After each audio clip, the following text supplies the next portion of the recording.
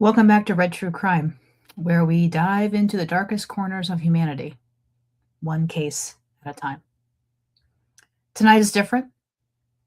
On the same early morning, March 1st, 2026, two American cities separated by over 1,000 miles became scenes of terror. One is being investigated as a possible act of terrorism. The other, a chaotic nightclub nightmare that left 9 people fighting for their lives.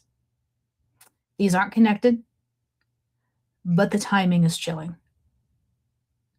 In Austin, Texas, a lone gunman opened fire on a crowded bar patio, killing 2 young college students and wounding 14 others before police end the threat.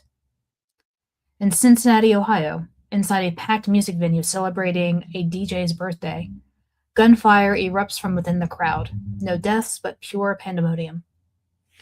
Grab your headphones, turn down the lights, because tonight we're unpacking both stories. And if you're new here, hit the subscribe button and ring the bell. We cover the cases the mainstream glosses over, and we're going to begin right here.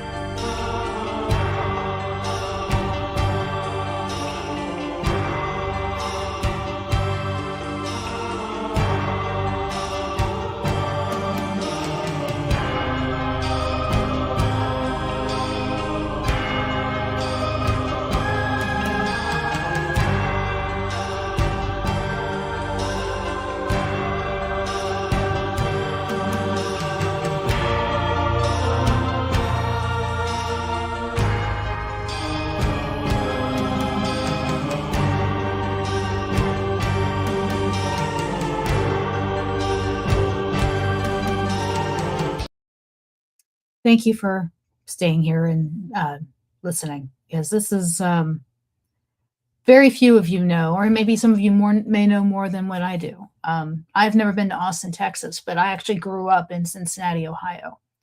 And the location where this mass shooting happened, I've actually been there. But when we get to that story, we'll talk about that. So first, Austin, Texas, the heart of the Lone Star State's nightlife. West 6th Street, it's legendary. Bars, live music, UT students, University of Texas, blowing off steam. That's basically what kids do when they go out to the clubs. On any given weekend, it's electric. Sorry.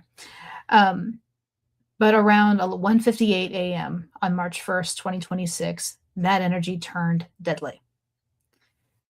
So that turned deadly. The target, Buford's Backyard Beer Garden, a popular spot right at 6th and Rio Grande. Outdoor patio, people laughing, drinks in hand. Witnesses later described a black Cadillac Escalade slowly cruising past once, then twice, like the driver was scouting. Could be looking for parking, who knows? Yes, people do that. But then it stopped. Hazard lights flash on. The window rolls down. Gunfire.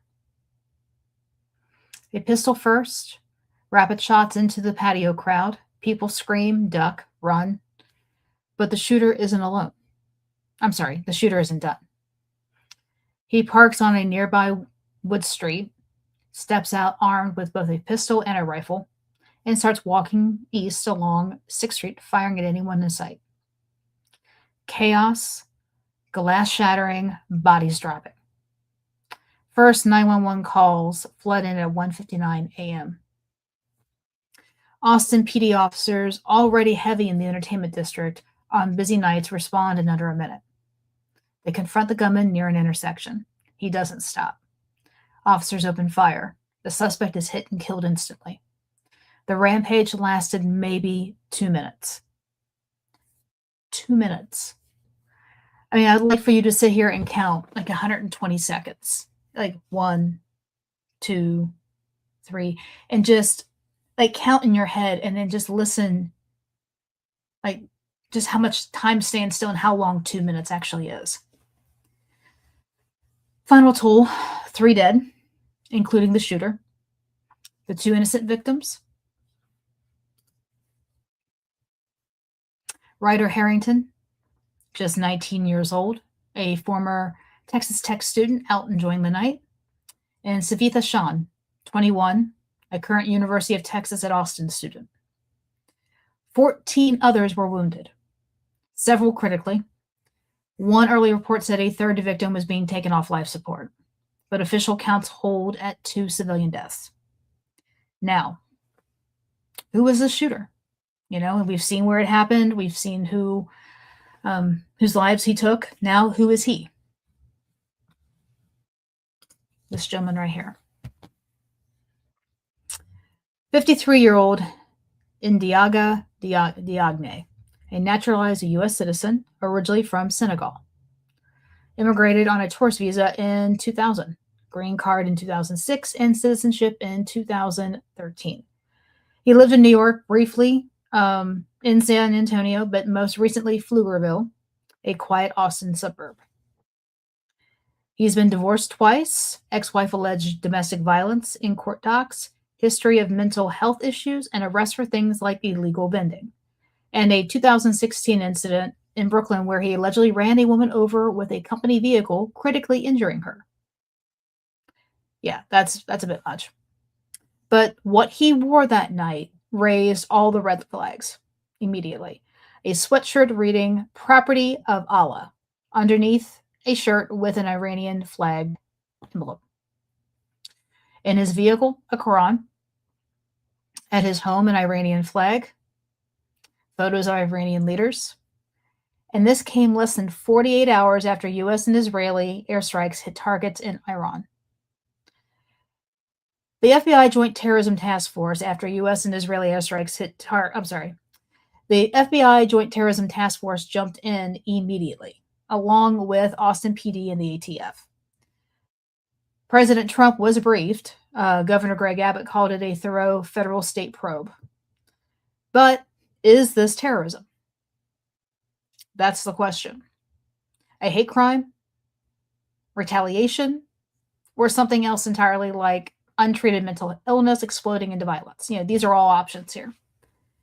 Officials stress Diagne was a lone actor. No confirmed ties to any group. He wasn't on anybody's radar, but those indicators in his vehicle and in clothing, they scream potential nexus to terrorism. The investigation is still active, and searches of his home and car are done, and motive is still pending. But for the families of Ryder and Savitha, motive won't bring them back. Yeah, motive will not bring them back.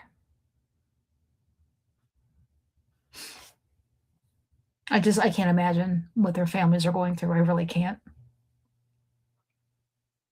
I just can't.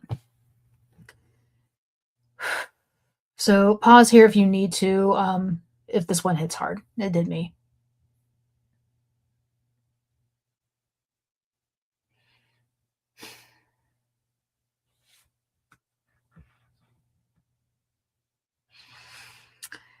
Okay, so let's go ahead and shift gears to the Cincinnati incident, which happened the same exact night, roughly the same hour, but a very different story.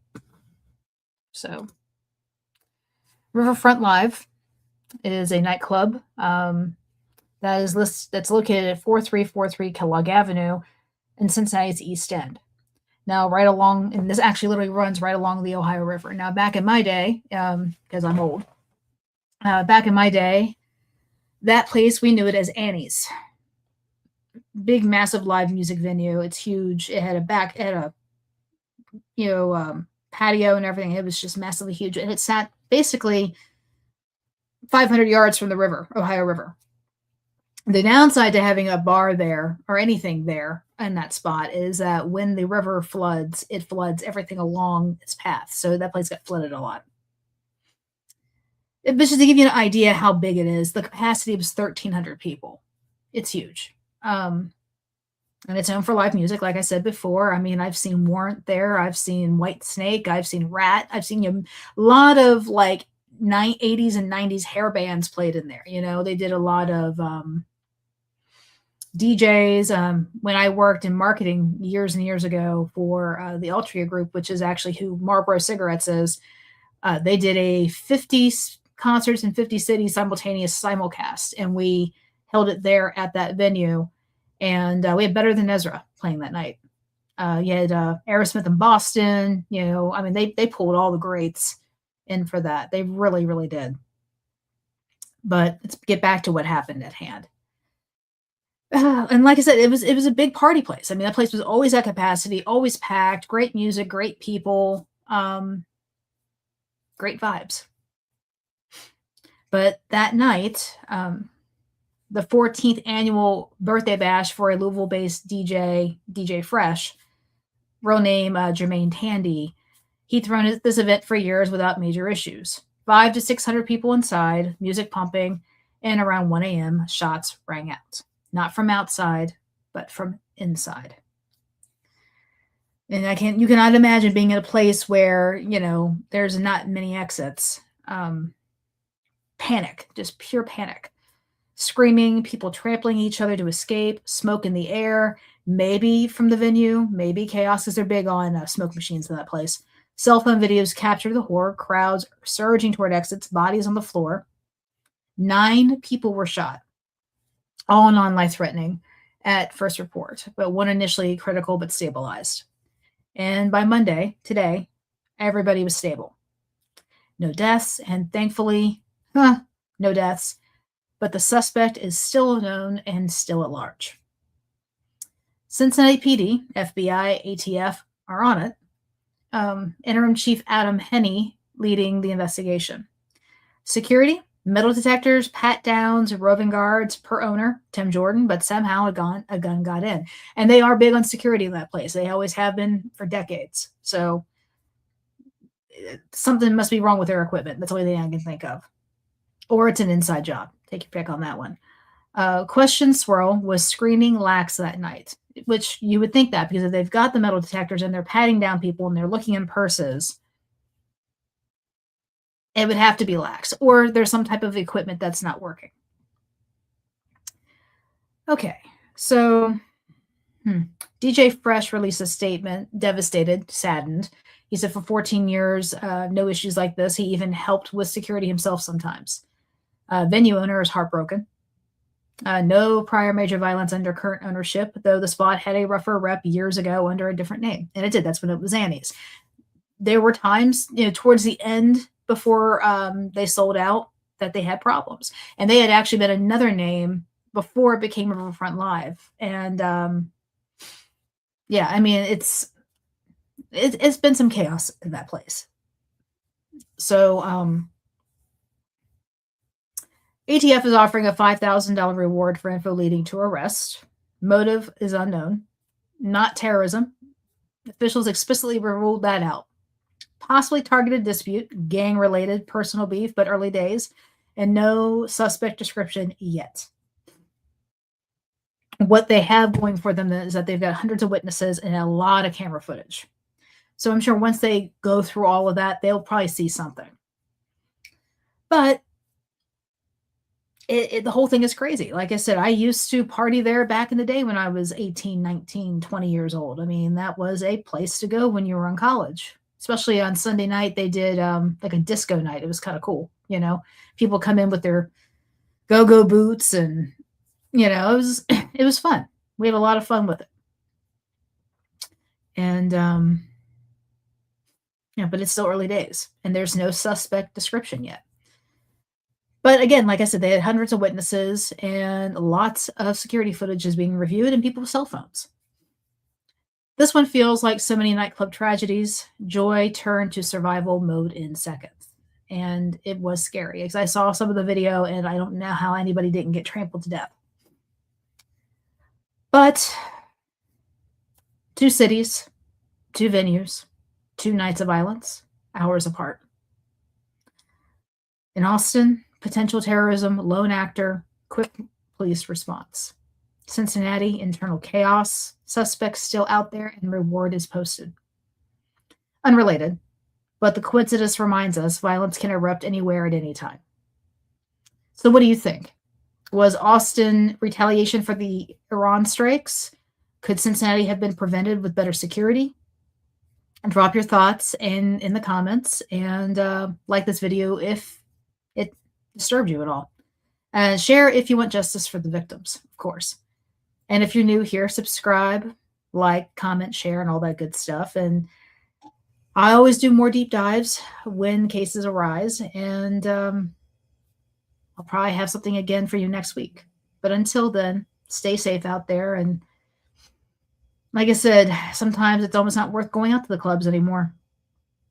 But until then, stay safe out there again, like I said. And this is Red True Crime. Peace. Bye, everybody.